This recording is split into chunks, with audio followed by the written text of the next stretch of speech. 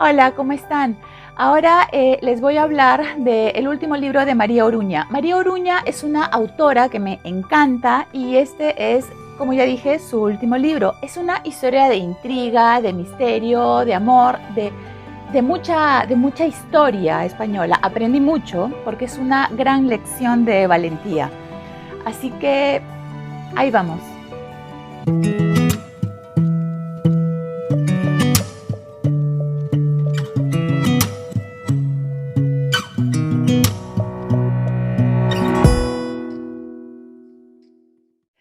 Título: El bosque de los cuatro vientos. Autor: María Oruña. Género: novela histórica, novela negra.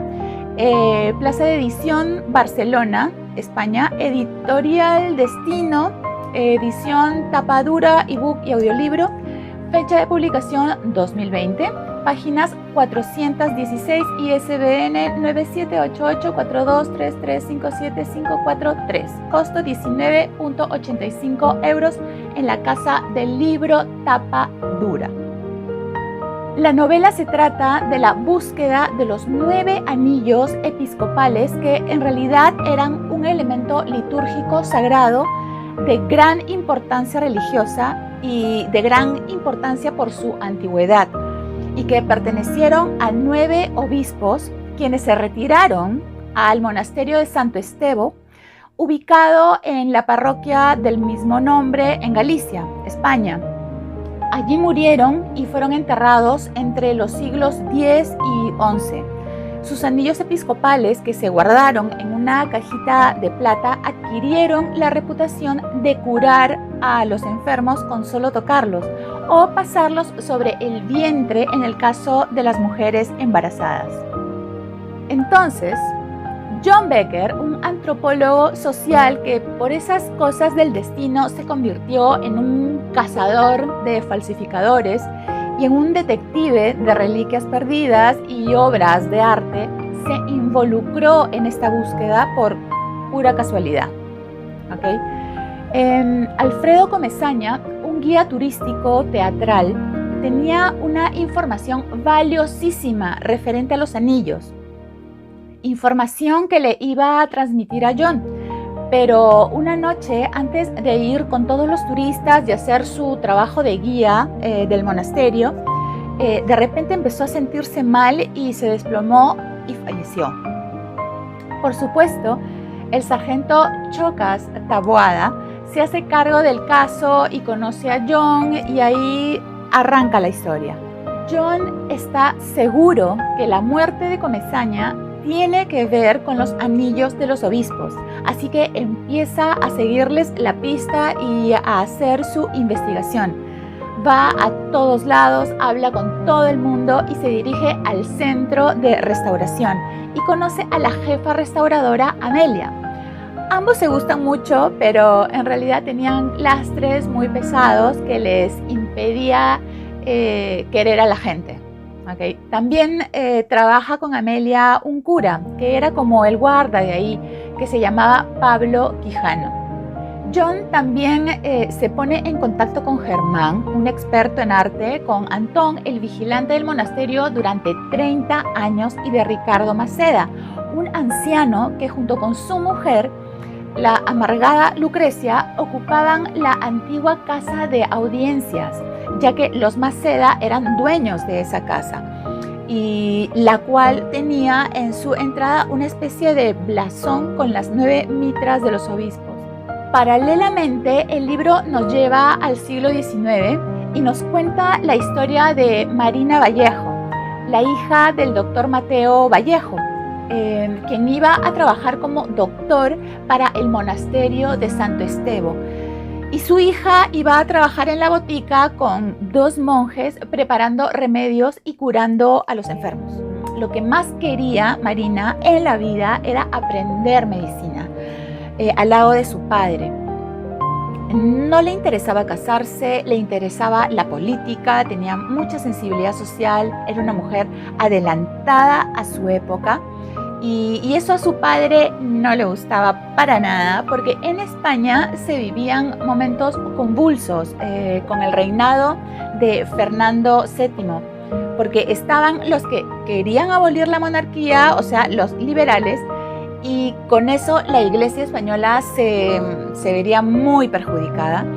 Y de otro lado estaban los realistas o absolutistas que defendían a la corona. Para colmo de males, el rey estaba muy enfermo y solo tenía una hija pequeña, así que la corona tambaleaba. Aquí vamos a hacer un esfuerzo de historia universal para ubicarnos en el espacio-tiempo histórico, como dicen los políticos. Y atención, mucha atención a las fechas, ¿ok? Fernando VII falleció el 29 de septiembre de 1833. Estaba casado con María Cristina de Borbón. María Cristina me quiere gobernar, esa.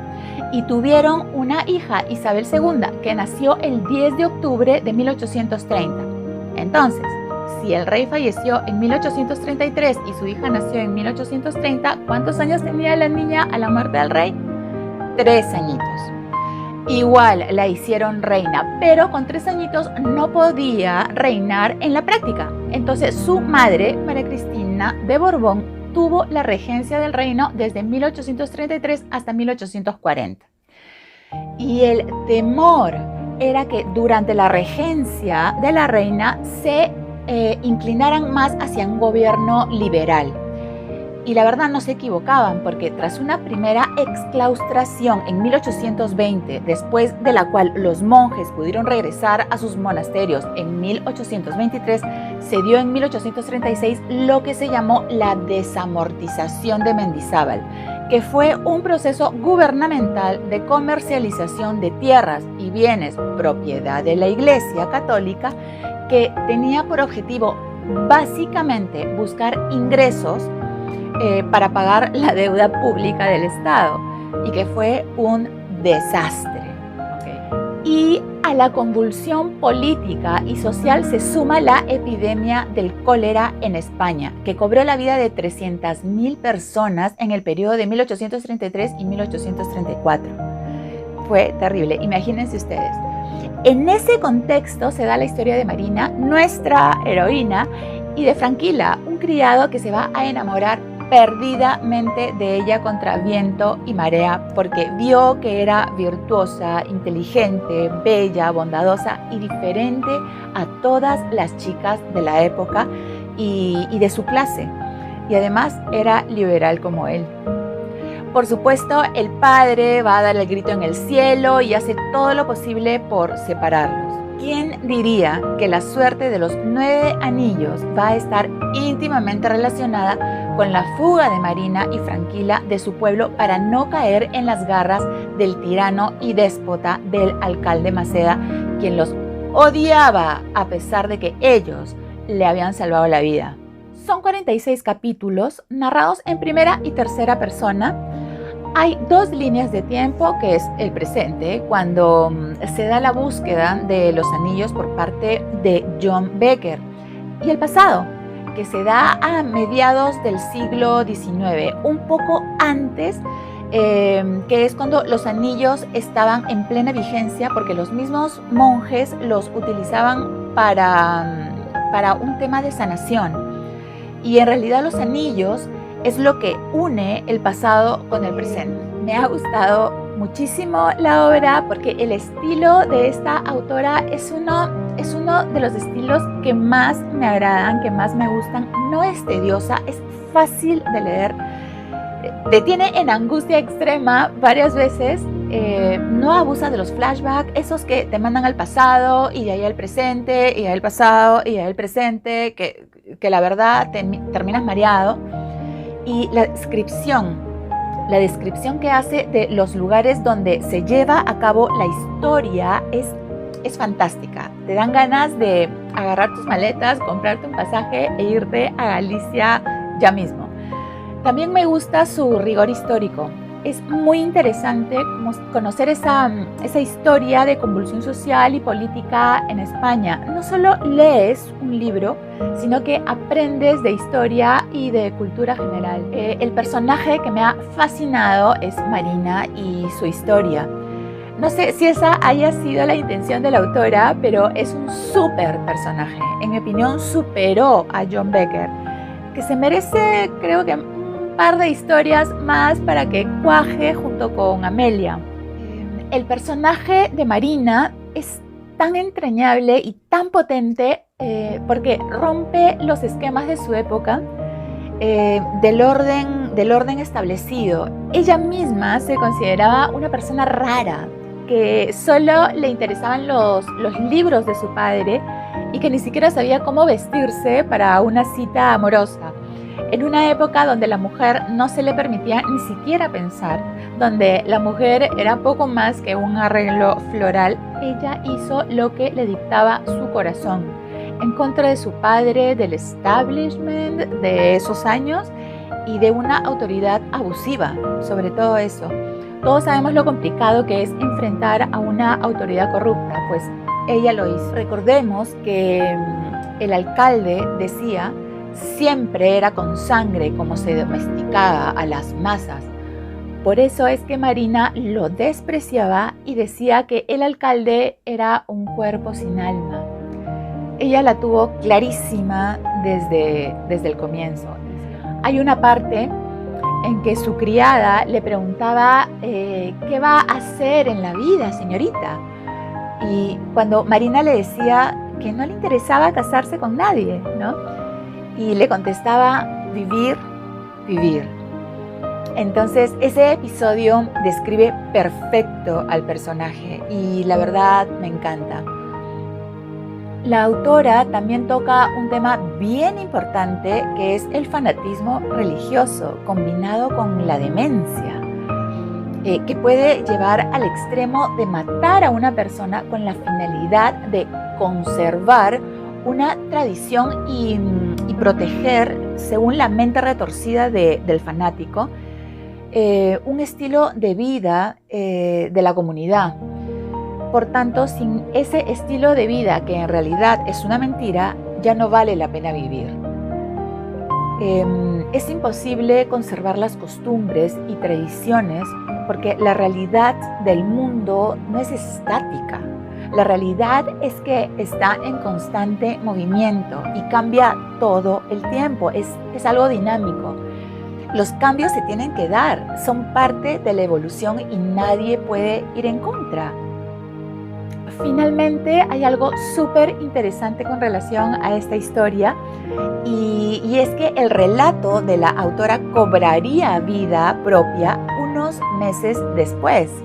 Sí, 3 meses después de la publicación del libro, unos especialistas en restauración comenzaron a trabajar en la iglesia de Santo Estevo de Rivas, en los relicarios laterales, donde se encuentran los restos mortales de los 9 obispos.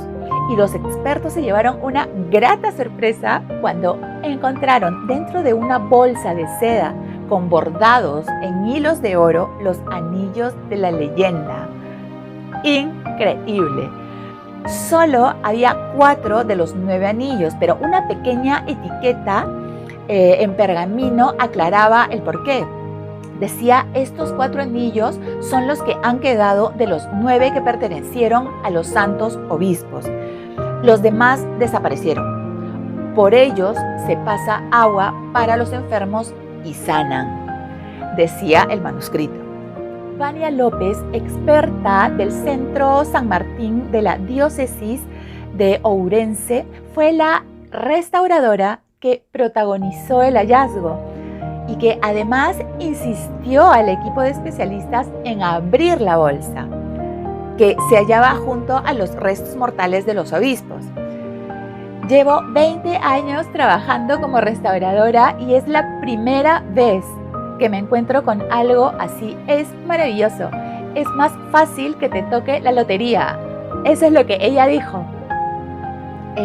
Claro que la autora descartó escribir una segunda parte del libro, pero dijo que ahora se tiene que poner a buscar los 5 anillos que faltan.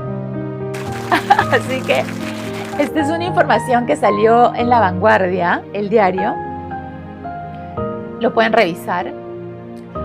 Yo esperaría que la autora repotencie a John Becker y a Amelia. Ambos personajes se muestran con lastres tremendos y Amelia no podía olvidar a su novio, a quien perdió, y cuya muerte la marcó muchísimo. Y John tenía el lastre de sus propias y cobardes obsesiones por su quimerismo. Creo que ahí hay un montón de cosas por explotar. Así que el siguiente libro lo espero con ansias. Lean el libro, lo van a disfrutar muchísimo. El estilo de la autora es fantástico y la verdad es que lo van a disfrutar, y léanlo, disfrútenlo como yo lo he leído y lo he disfrutado. Así que hasta una nueva reseña. ¡Chao, libertarios!